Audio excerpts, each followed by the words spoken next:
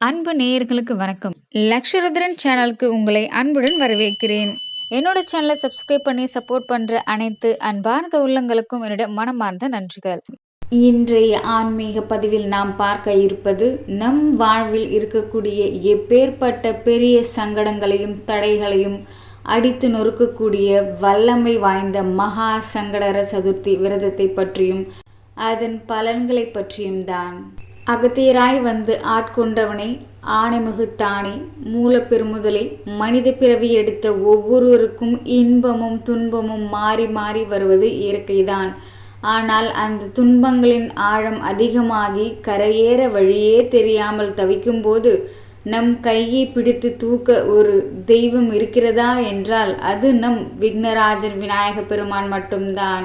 வாழ்க்கையில் எவ்வளவு உழைத்தும் கடன் சுமை குறையவில்லையா?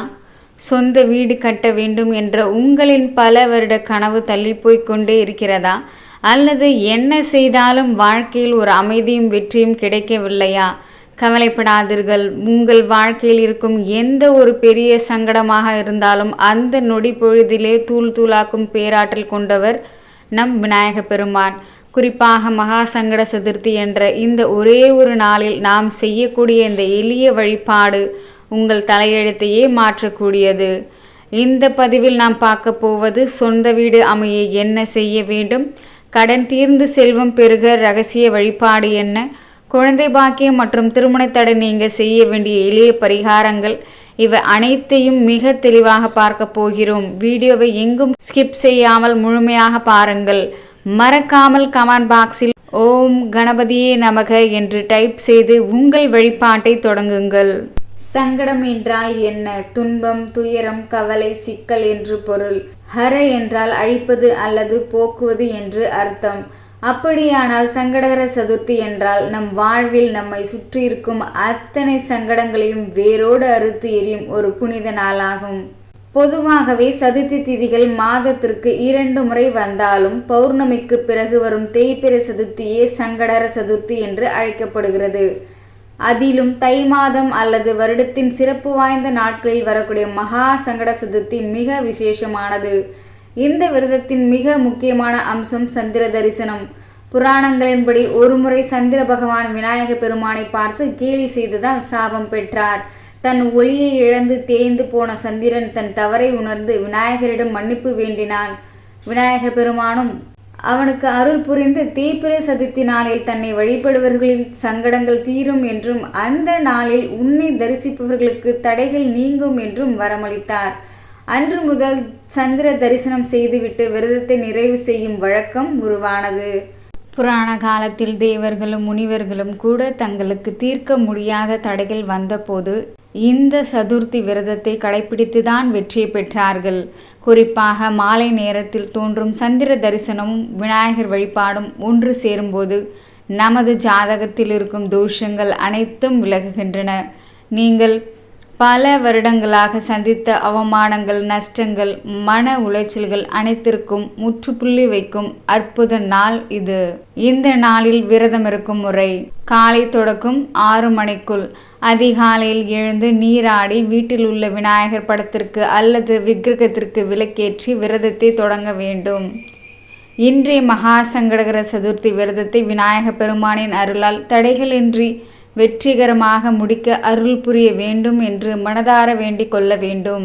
நாள் முழுவதும் நீர் மட்டும் அருந்தி முழு விரதம் இருப்பது மிக சிறப்பு.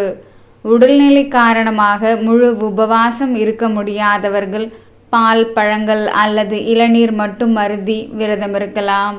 ஒரு வேளை உணவு, மதியம் எளிய சாத்வீக உணவை, அதாவது வெங்காயம், பூண்டு தவிர்க்கப்பட்ட ஒரு வேளை மட்டும் உட்கொள்ளலாம். பகல் நேர வழிபாடு: பகல் நேரத்தில் தேவையற்ற பேச்சுக்கள் மற்றும் கோபத்தை தவிர்த்து விநாயகர் நாமங்களை மனதிற்குள் ஜபிக்க வேண்டும். ஓம் கம் கணபதியே நமக என்று வீட்டில் அல்லது விநாயகர் கோவிலில் அருகம்புல், எருக்கம்பூ சாற்றி வழிபாடு செய்வது நன்று. மாலை 4:30 6 மணிக்குள் வீட்டின் பூஜை அறையை தூய்மை செய்து விநாயகருக்கு பிடித்த கொழுக்கட்டை, சுண்டல் அல்லது பழங்களில் நெய்வேத்தியமாக வைக்க வேண்டும். மாலையில் அல்லது இரவில் சந்திரன் உதித்த பிறகு சந்திரனை தரிசித்து வணங்க வேண்டும். ஆரத்தி நிறைவு. விநாயகருக்கு கற்பூர ஆரத்தி காட்டி வழிபட்ட பிறகு நெய்வேத்திய பிரசாதத்தை உட்கொண்டு உங்களின் விரதத்தை முறைப்படி நிறைவு செய்யலாம். மஞ்சள் பிள்ளையார் பிடித்து வைத்து அருகம்புல் சாற்றி வழிபடுவது கோடி புண்ணியம் தரும்.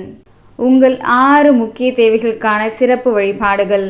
அனைவருக்கும் சொந்தமாக ஒரு வீடு கட்ட வேண்டும் என்பது வாழ்நாள் கனவு. வாடகை வீட்டில் நீங்கள் சந்திக்கும் பிரச்சனைகளுக்கு தீர்வு பெற இன்றைய நாளில் விநாயகருக்கு சிவந்த நிற செம்பருத்தி மலர் மற்றும் 21 அருகம்புல் சமர்ப்பியுங்கள். ஓம் ஏகதந்தாய நமக என்ற மந்திரத்தை 108 முறை ஜபித்து வாருங்கள். நிலம் மற்றும் வீடு வாங்கும் யோகம் விரைவில் கூடி வரும். நிலம் சொத்து சேர. வாங்கிய நிலத்தில் வில்லங்கமா அல்லது புதிய சொத்துக்கள் சேரவில்லையா? எள்ளு மற்றும் வெல்லம் கலந்து செய்த மோதகத்தை விநாயகருக்கு நெய்வேத்தியமாக படையுங்கள். நல்லெண்ணெய் தீபமேற்றி வழிபடுவது உங்கள் சொத்து சேர்க்கையை அதிகரிக்கும். திருமண தடை நீங்க.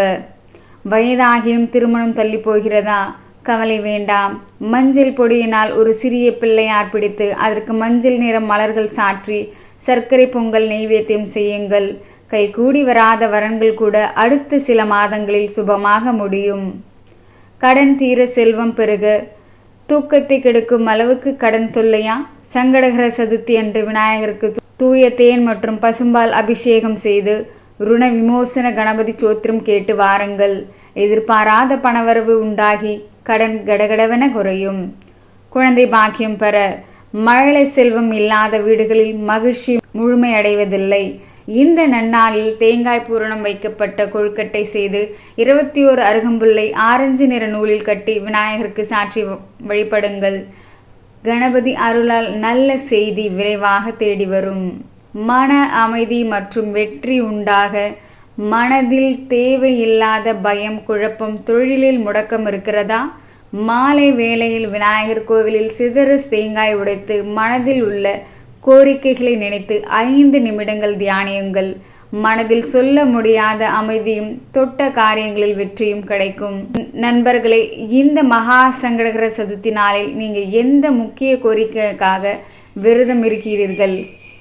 கடன் பிரச்சனை தீர, சொந்த வீடு மற்றும் சொத்து சேர, குடும்ப அமைதி மற்றும் குழந்தை பாக்கியம்.